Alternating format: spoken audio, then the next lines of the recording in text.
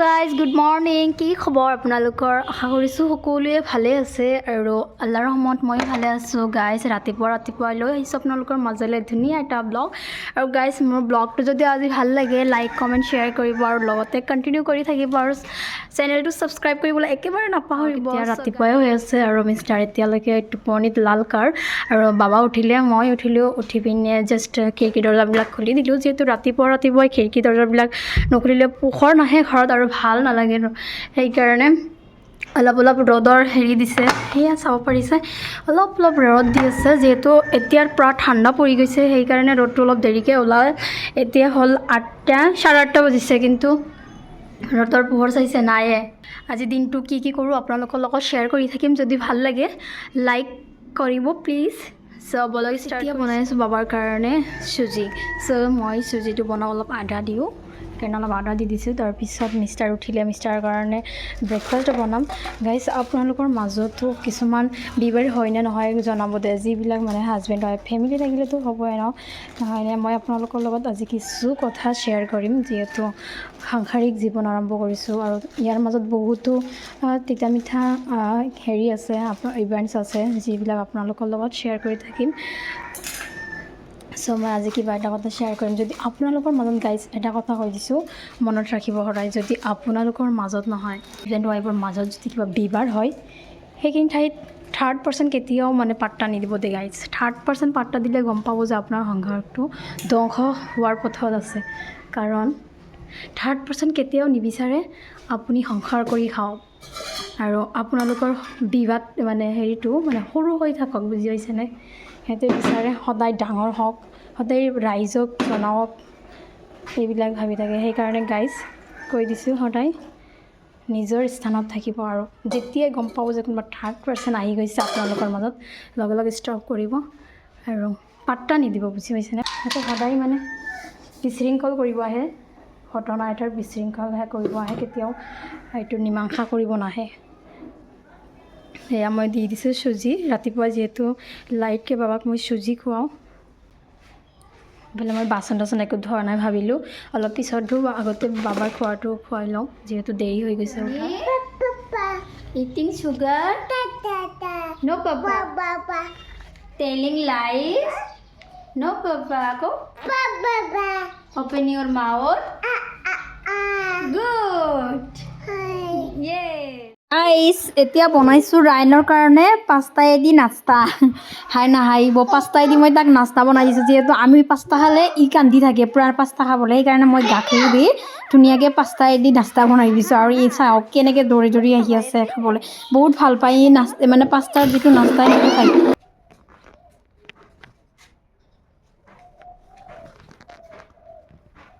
guys এতিয়া বাজিছে 10টা আৰু ভাবিলোঁ অলপমান পোলাও বনাই দিওঁ ইফালে চাইছে মই চাউলখিনি ধুই লৈছোঁ প্ৰথমতে ৰাতিপুৱা চাহ খোৱাৰ পিছতে কিবা এটা নাখালে আৰু ভাল নালাগে যিহেতু দুপৰীয়াহে ভাত খোৱা যায় সেইকাৰণে ভাবিলোঁ অলপ পোলাও বনাই দিওঁ ইয়াতে আৰু পিঁয়াজ জলকীয়া কাটি লৈছোঁ আৰু ইফালে অলপ মটৰ আছিলে মটৰেদি বনাম যিহেতু ইফালে মই কুকাৰটো বহাই দিলোঁ চ' বনাওঁ বলক এতিয়া তেল কমকৈ বনাইছোঁ যিহেতু মিষ্টাৰক হ'ব মিষ্টাৰৰ যিহেতু কলেষ্ট্ৰল হৈ আছে এখেতে ইমান মানে তেল থকা বস্তু মানে খোৱাটো মানা আছে সেইকাৰণে মই তেল একদম কমকৈ দিছোঁ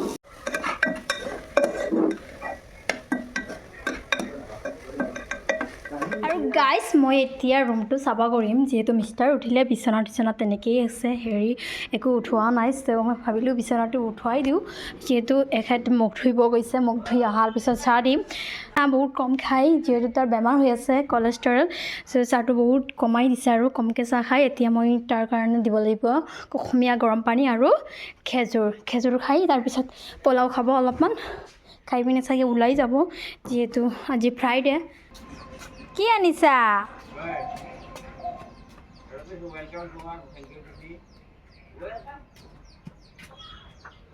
ডাষ্টবিনত কি পেলাইছা ডাষ্টবিন মিষ্টাৰৰ মৰ্ণিং টি আৰু ইফালে এগিলাচ পানী দিছিলোঁ কুহুমীয়া গৰম পানী 2টা খেজুৰ দিছোঁ আৰু এইখিনি এনেই জাষ্ট এখেতে এনেও চাহ বহুত কম খায় সেইকাৰণে একাপ চাহ দিছোঁ আপোনালোকে আকৌ নাভাবিব মৰ্ণিং টি আকৌ কাপত দিছে চাহ বহুত কম খায় চাহ পৰিমাণটো বহুতে কম আছে ইয়াতে গাখীৰ দিছোঁ জাষ্ট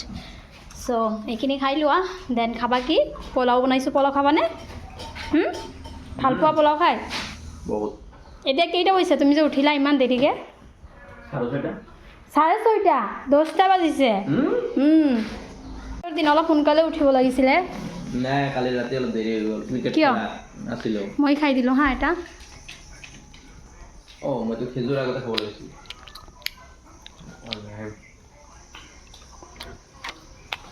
বাবা বাবাকো খেজুৰ দি চুই খাই আছে আহা আজি টোপনি ভাল হ'লনে নাই আজি ৰাতিলৈ ইমান ৰাতিলৈ খেলিলা এতিয়া যদি টোপনি ভাল নহয় কেনেকুৱা হ'ব গাইজ জানে না সদায় ৰাতি বেডমিণ্টন খেলি থাকে 11টালৈকে 8টাৰ পৰা 11টালৈকে বেডমিণ্টন খেলি থাকে কিবা ৰিজাল্ট পাইছানে নাই বেডমিণ্টন খেলি পাইছা এইবিলাক মাছ মোটা হৈছে কাম বঢ়িয়া হৈছে হয় নেকি সেইকাৰণেতো মই তোমাক কৈ থাকোঁ ৰাতিপুৱা উঠিবা অলপ দৌৰিবা অলপ এক্সাৰচাইজ কৰিবা আৰু ভাল পাবা জাম কমিছে গেছ কমিছে হয় নেকি এইবিলাক কি হৈছে গাটো লৰিলেহে তোমাৰ গাত ভিতৰত থকা জামবিলাক মানে হেৰি হ'ব খুলি যাব এনেই ডিউটিত যোৱা আহা আৰু শুই থাকা আৰু খোৱা লোৱা কৰা এনেকৈ কৰিলে বডিটো ঠিক নাথাকে নহয় হেল্ডি নাথাকা চ' মোৰ ভোক লাগিছে মই খাওঁ নেকি তোমাক একেলগে দি থৈ তুমি খাবা এতিয়া নাই অলপ দেৰিকৈ খাবা এতিয়া খাবা ব্ৰেকফাষ্ট পোলাও খাই পিনে কোৱাচোন কেনেকুৱা হৈছে এনেই ক'বা হা বহুত য়াম্মি হৈছে বহুত ভাল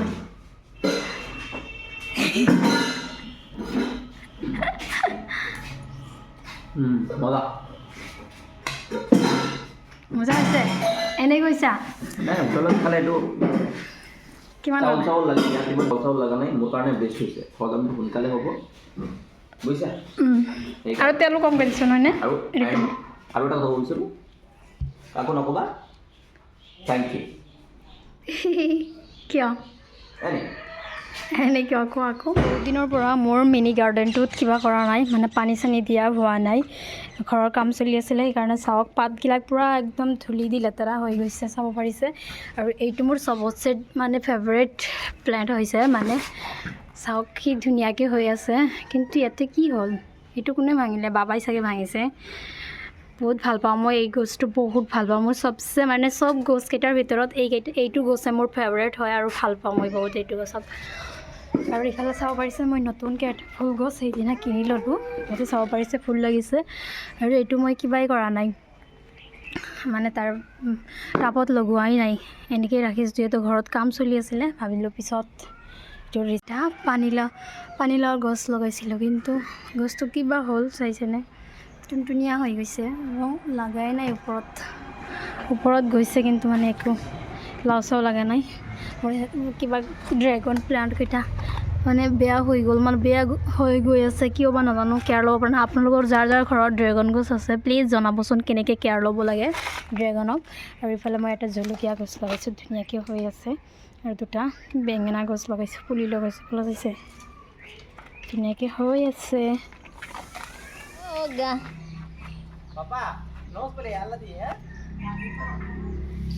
কি ৰান্ধি আছা আজি বনাম ডিনাৰত চিকেন লেগ পিচ গাইজ আৰু চিকেন বনাম চ' মই মেৰিনেট কৰি লৈছোঁ 10 মিনিট হৈছে